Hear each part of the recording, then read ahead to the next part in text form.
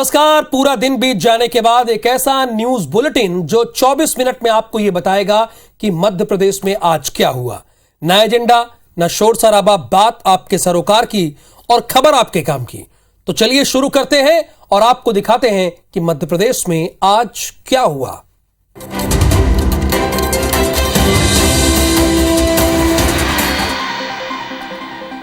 तो एमपी की कई अहम खबरों के बीच बुलेटिन के शुरू।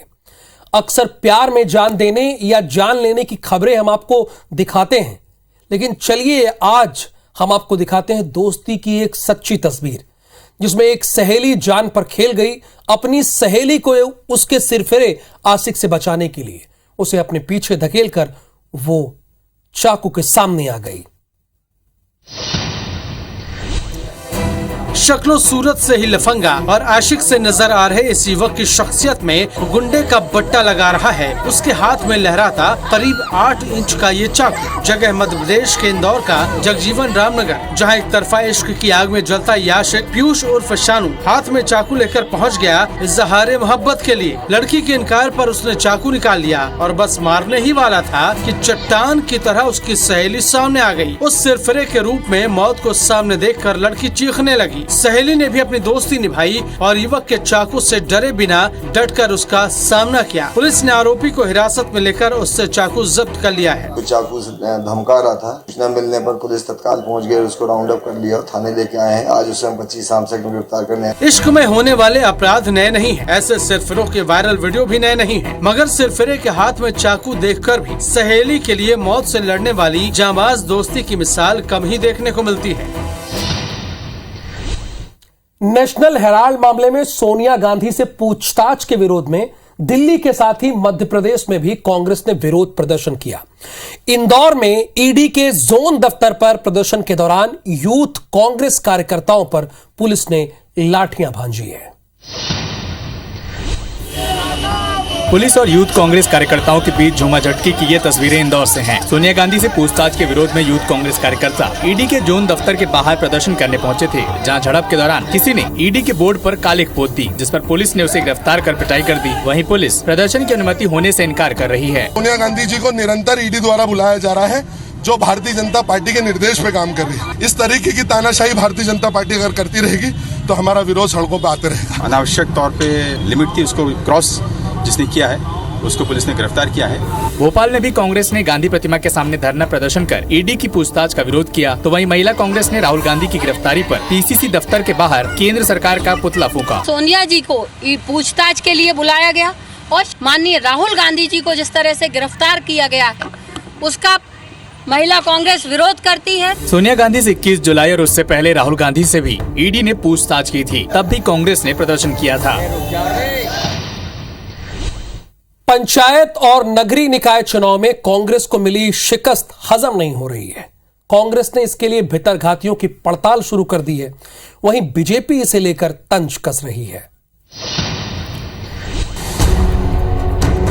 पंचायत और नगरीय निकाय चुनाव में भीतरघातियों के चलते मिली हार को कांग्रेस भुला नहीं पा रही है। कांग्रेस को कई जगह उम्मीद थी कि जिन्हें टिकट दिए गए हैं वो दमदार हैं, चुनाव में एक तरफा जीतेंगे, लेकिन ऐसा नहीं हो सका। हार की वजहों की पड़ताल में प्रत्याशियों ने भीतरघातियों की तरफ इशारा किया। अब उन्हीं भीतरघातियों की लिस्ट बनाई जा रही है। कांग्रेस का दावा है कि ऐसे भीतरघातियों को पार्टी 6 साल के लिए निष्कासित करेगी। बहुत सारे जिलों में तो हमने निष्कासन की कार्रवाई कर दी है, लेकिन और भी जो लोग बचे हुए शीघ्र अतिशीघ्र उनको भी निष्कासित कांग्रेस पार्टी 6 साल के लिए कर देगी। मुझे लगता है कांग्रेस में इतनी दम नहीं है और भीतरघातियों ने अंतरात्मा की आवाज पर मत दिया है। वहीं बीजेपी कांग्रेस की हालात पर तंज कस रही है। दरअसल कांग्रेस प्रत्याशियों ने कई जगह बीजेपी को टक्कर दी थी, लेकिन पार्टी के असंतुष्ट दावेदारों ने निर्दलीय मैदान में कूदकर सारा खेल बिगाड़ दिया। यही वजह है कि पार्टी ऐसे भीतरघातियों को बाहर कर रही है।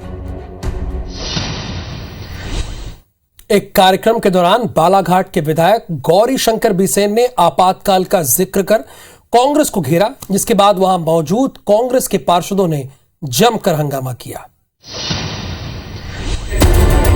बालाघाट के सभी नवनिर्वाचित पार्षदों के सम्मान के लिए आयोजित सिंधी समाज के कार्यक्रम के दौरान विधायक गौरीशंकर बिसेन ने आपातकाल का जिक्र करते हुए कहा कि कांग्रेस को वोट देने वाले जिस दिन आपातकाल की घटना सुन लेंगे वो कभी जीवन में पंजे को वोट नहीं देंगे। जो लोग कांग्रेस को वोट देते हैं उनसे मैं अलग से बात करना चाहता हूँ।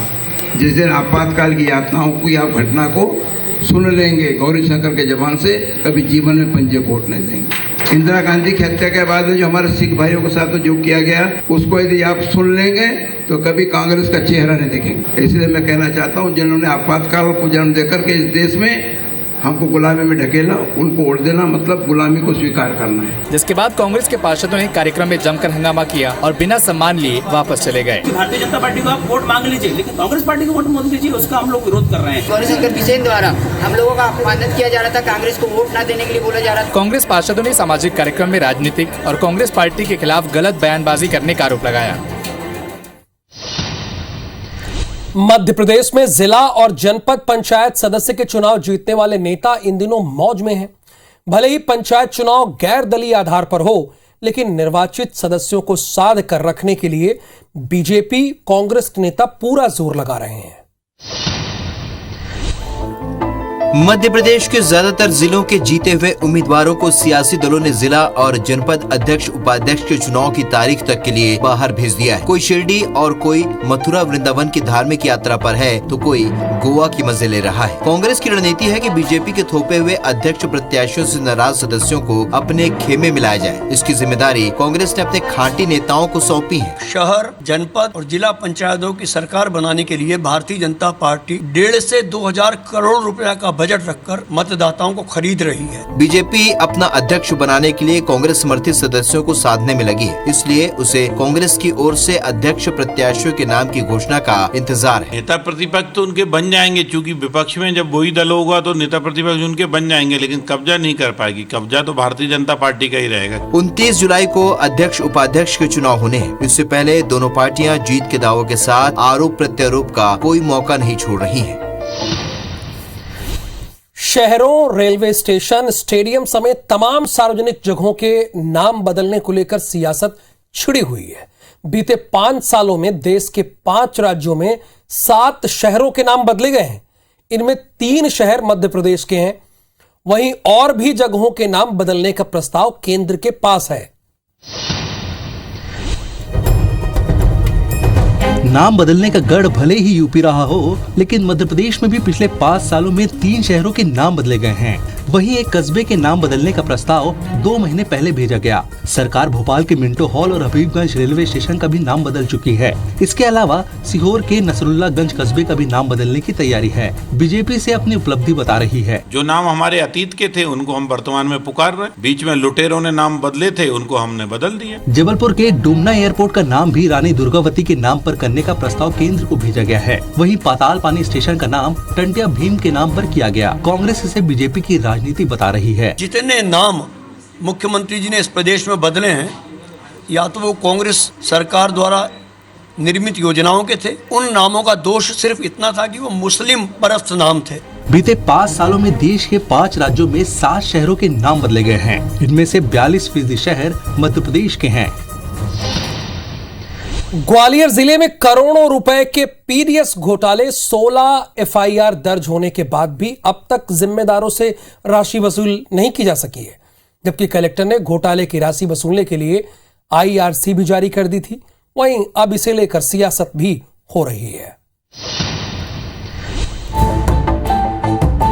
ग्वालियर जिले की 16 पीडीएस दुकानों में 85,59,739 रुपए का राशन घोटाला सामने आ चुका है। इस मामले में खाद्य विभाग ने 16 एफआईआर कराई है, लेकिन गरीबों का अनाज डकारने वाले विक्रेताओं से अब तक वसूली नहीं हो पाई है। अफसर कागजों को दुरुस्त कर मामले को रफा दफा करने में लगे हैं। ऐसे में कांग्रेस सवाल उठा रही है, वहीं बीजेपी बचाव की मुद्रा में। पीडीएस का घोटाला था, वो निरंतर ये घोटाले तकरीबन 18 वर्ष से बराबर चल रहे हैं। कोई भी किसी प्रकार की दंडात्मक कार्रवाई नहीं हो रही। शासकीय उपक्रमों को लेकर वो मापदंड होता है कि पारदर्शिता के साथ में उसको सुचारू रूप से क्रियान्वयन किया जाए। जांच के दौरान ज्यादातर दुकानों में गड़बड़ी सामने आई। कुछ दुकानों का स्टॉक तो नील बताया गया। जांच के बाद केस तो दर्ज कराया गया, लेकिन वसूली नहीं की गई। हालांकि प्रशासन ने फिर से वसूली के आदेश दिए आराम से वसूली के लिए, ताकि वो राशि रिकवरी हो जाए। 15 दिन में जो है इनसे वसूली की कार्रवाई की जाए। सवाल यह है कि आखिर गरीबों के राशन पर डाका डालने वालों पर कार्रवाई कब होगी।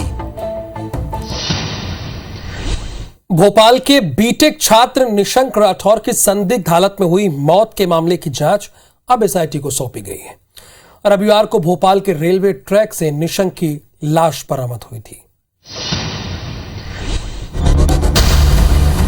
पहले भोपाल नर्मदापुरम रेलवे ट्रैक से बीटेक छात्र निशंक राठौर की संदिग्ध परिस्थितियों में मौत और फिर छात्र के पिता को मृतक के मोबाइल से मिला वो खौफनाक संदेश, जो पोस्टमार्टम रिपोर्ट के ठीक उलट है।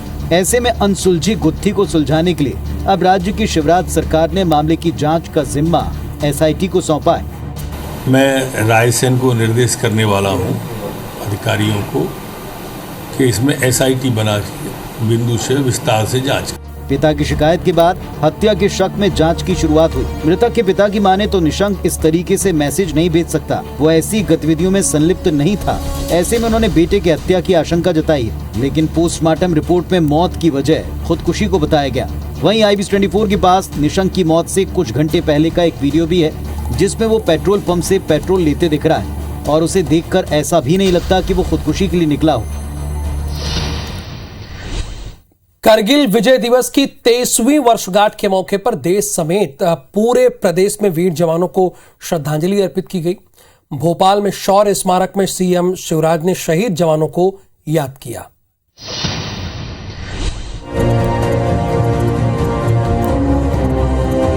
कारगिल दिवस की 23वीं वर्षगांठ पर देश अपने वीर सपूतों को याद कर रहा है। इस मौके पर भोपाल में सीएम शिवराज सिंह चौहान ने शौर्य स्मारक पहुंचकर कारगिल युद्ध के वीरों को नमन किया। इस दौरान सीएम शिवराज ने पूर्व प्रधानमंत्री अटल बिहारी वाजपेयी को भी याद किया। सीएम ने कहा कि हमारे देश के वीर जवानों के अदम्य साहस को पूरा देश याद रखेगा। आज के दिन ही कारगिल विजय हमने पूरी तरह से प्राप्त की थी। आज अटल जी को भी मैं प्रणाम करता हूँ, मैं उनके चरणों में भी श्रद्धा सहित नमन करता हूँ। उनकी वीरता को, अदम्य साहस को, उनके शौर्य को ये देश सदैव याद रखेगा। इधर जबलपुर में भी सेना की मध्य भारत एरिया कमान ने कारगिल के शहीदों को श्रद्धांजलि अर्पित की और उनके वीरता और शौर्य को याद किया। आपको बता दें कि 26 जुलाई 1999 को कारगिल में भारतीय सेना ने पाकिस्तान को हराकर कारगिल में तिरंगा फहराया था। एमपी में हो रही लगातार बारिश के बाद भोपाल के निचले इलाकों में प्रशासन ने एनडीआरएफ और एसडीआरएफ की टीम तैनात कर दी है और प्रभावित इलाकों से रहवासियों को विस्थापित कर दिया गया है।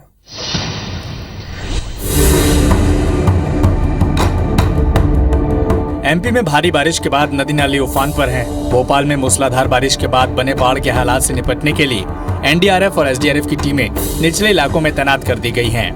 बाढ़ प्रभावित इलाकों से रहवासियों का विस्थापन पहले ही कर दिया गया था। कलेक्टर का कहना है कि भोपाल में बाढ़ से कोई भी जनहानि नहीं हुई है। जब बहुत ज़्यादा बारिश हुई, हमने सारे गेट्स भी एक साथ खोल दिए, तो भी किसी भी परिवार को हमें शिफ्ट करने की आवश्यकता नहीं। पूरी तरह से कंट्रोल में है। हमारी एसडीआरएफ की, एनडीआरएफ की टीम्स जो है वो पूरी तरह से डिप्लॉयड हैं, सचेत हैं। हमारे कंट्रोल रूम्स चालू हैं। शिवपुर में भी हो रही लगातार बारिश के बाद इलाके के नदी नाले उफान पर हैं, जिससे राजस्थान समेत विजयपुर से शिवपुरी ग्वालियर मार्ग भी बंद हो गया है। कूनो नदी का भी तेजी से जलस्तर बढ़ रहा है। तो वहीं राजस्थान से जुड़ा हुआ बॉर्डर खतौली की पार्वती नदी खतरे के निशान से 8 फीट ऊपर बह रही है, जिससे राजस्थान से संपर्क टूट गया है। शहर के थाने परिसर में भी लगातार हो रही बारिश से जलभराव जैसी स्थिति है।